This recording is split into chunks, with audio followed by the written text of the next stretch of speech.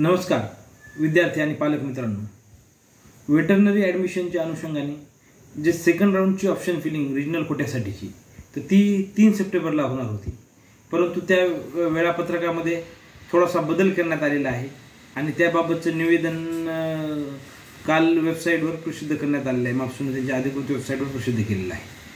त्यानंतरचा तो ऑप्शन फिलिंगचा कार्यक्रम काय असणार आहे, त्यानंतरची पहिली यादी कधी प्रसिद्ध होणार आहे, त्यानंतरच MBBSच्या ॲडमिशनची पहिल्या राऊंडची प्रक्रिया पूर्ण झालेली आहे आणि त्या 4 तारखेला म्हणजे आज 5:30 वाजेपर्यंत पहिल्या राऊंडमधील ॲडमिशन प्राप्त विद्यार्थ्यांनी त्यांच्या रिस्पेक्टिव्ह कॉलेजला जाऊन ॲडमिशन घ्यायचं होतं. तर ती प्रक्रिया पूर्ण झाल्याच्या नंतर वेटरनरीच्या ॲडमिशनच्या सीट मॅट्रिक्सवर काही परिणाम होईल का, त्यानंतर वेटरनरीच्या ॲडमिशनच्या त्या अनुषंगाने कट ऑफमध्ये काही परिणाम होईल का, याबाबतचीही आपल्याला थोडीशी माहिती घ्यायची आहे. तसेच काही विद्यार्थ्यांचा असा प्रश्न येत आहे की मी वेटरनरीच्या ॲडमिशनसाठी रजिस्ट्रेशन केलेलं नाही, मग मला आता रजिस्ट्रेशन करता येईल का, तर त्या अनुषंगानेही मी थोडीशी आपल्याला माहिती देणार आहे. तर विद्यार्थी मित्रांनो, मी अनिल चव्हाण ABC काउन्सिलिंग या आपल्या यूट्यूब चॅनलमध्ये आपल्या सर्वांचे स्वागत करतो. मित्रांनो, आज वेटरनरी ॲडमिशनच्या अनुषंगाने काल जो 3 तारखेला ऑप्शन फिलिंग करायची होती, परंतु काही टेक्निकल प्रॉब्लेममुळं 3 तारखेची ऑप्शन फिलिंग आता 5 तारखेला म्हणजे उद्या आपल्याला करायची आहे. तर या ऑप्शन फिलिंग करत असताना आपल्याला सीट मॅट्रिक्स जाहीर करण्यात येत असतं. सीट मॅट्रिक्स म्हणजे काय असतं, तर सेकंड राऊंडच्या जे म्हणजे सेकंड राऊंडसाठी किती जागा, प्रत्येक कॅटेगरीला किती जागा सेकंड राऊंडसाठी उपलब्ध आहेत किंवा होऊ शकतात याबद्दलचा एक तपशील असतो. याला सीट मॅट्रिक्स असं म्हणतात. आणि योगायोगाने असं आहे की MBBSच्या ॲडमिशनची प्रक्रियेचा पहिला राऊंड झाल्यामुळे या सीट मॅट्रिक्समध्ये निश्चितच फायदा होणार आहे, हे मात्र मी तुम्हाला खात्रीशीर सांगू शकतो. कारण काय होणार आहे, तर सीट मॅट्रिक्समुळं MBBSच्या ॲडमिशनमध्ये जर आपण पाहिलं तर एकूण 18 विद्यार्थी असे आहेत की ज्यांना MBBSच्या प्रायव्हेट मेडिकल कॉलेजला ॲडमिशन मिळू शकत आहे. म्हणजे कोणत्या वेगवेगळ्या कॅटेगरीचे आहेत, विभागानुसारही वेगळे आहेत. उदाहरणच घ्यायचं झालं तर जो मुंबई विभाग आहे, नागपूर विभाग आहे, नागपूर विभागातले एक ओपन कॅटेगरीचा आणि एक SC कॅटेगरीचा विद्यार्थी आहे की ज्यांना ओपनमध्ये आता ज्यांना MBBSसाठी सीट अलॉट झालेली असू शकते किंवा कुठल्या ना कुठल्या कॉलेजमध्ये त्यांना सीट मिळालेली असू शकते. त्यानंतर तीच म्हणजे मुंबईच्या कॉलेजमध्ये ओपन कॅटेगरीचे 4 विद्यार्थी आहेत. तर पश्चिम महाराष्ट्राच्या मध्ये एकूण ओपन कॅटेगरीचे 5 विद्यार्थी, SCसाठीचा 1 आणि VJNTचा 1 असे 7 विद्यार्थी आहेत. आणि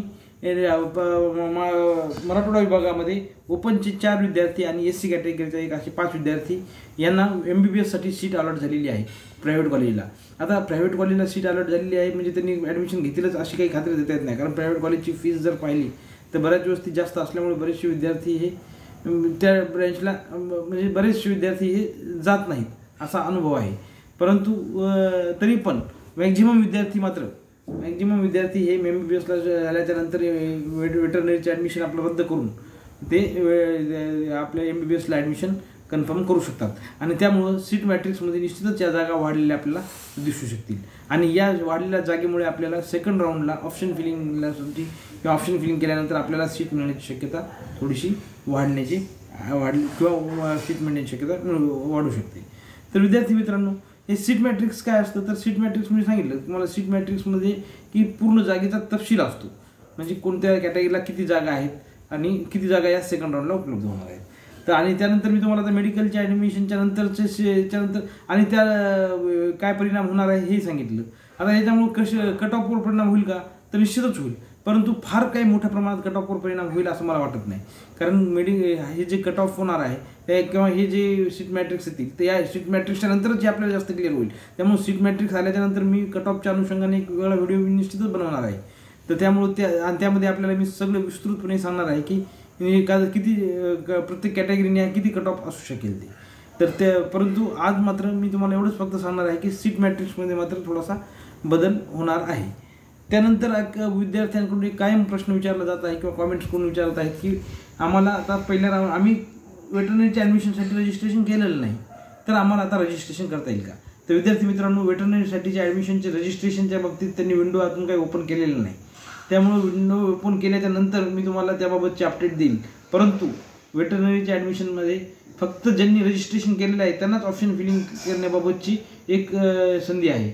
आणि ऑप्शन फिलिंग करण्याबाबत आताच नुकतेच काही विद्यार्थ्यांना मेसेजसुद्धा येत आहेत की त्या मेसेजमध्ये तुमचा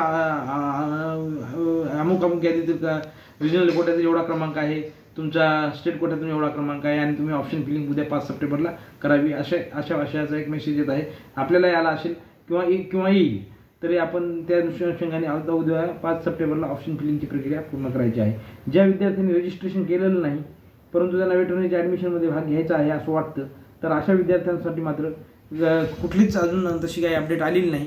आणि जर अपडेट आली किंवा विंडो ओपन झाली किंवा रजिस्ट्रेशनसाठी नवीन, तर मी ती आपल्याला निश्चितच त्याबाबत अपडेट देईल.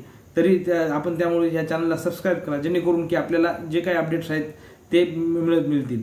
याशिवाय स्टेट कोट्याची फर्स्ट राऊंड, स्टेट कोट्याचा सेकंड राऊंड, त्यानंतर स्टे व्हॅकन्सी राऊंड, त्यानंतर स्पेशल स्टे व्हॅकन्सी राऊंड असे अनेक पुढचे राऊंड होणार आहेत आणि त्या अनुषंगाने मी तुम्हाला अपडेट देणार आहे. त्यामुळे हे अपडेट आपल्यापर्यंत वेळेवर पोहोचण्यासाठी आपण चॅनलला नक्की सबस्क्राईब करा आणि जर व्हिडिओ आवडला असेल तर लाईक करा. या तूर्त थांबतो आणि आपल्याला या पुढच्या टप्प्यासाठी शुभेच्छा देतो. शुभरात्री.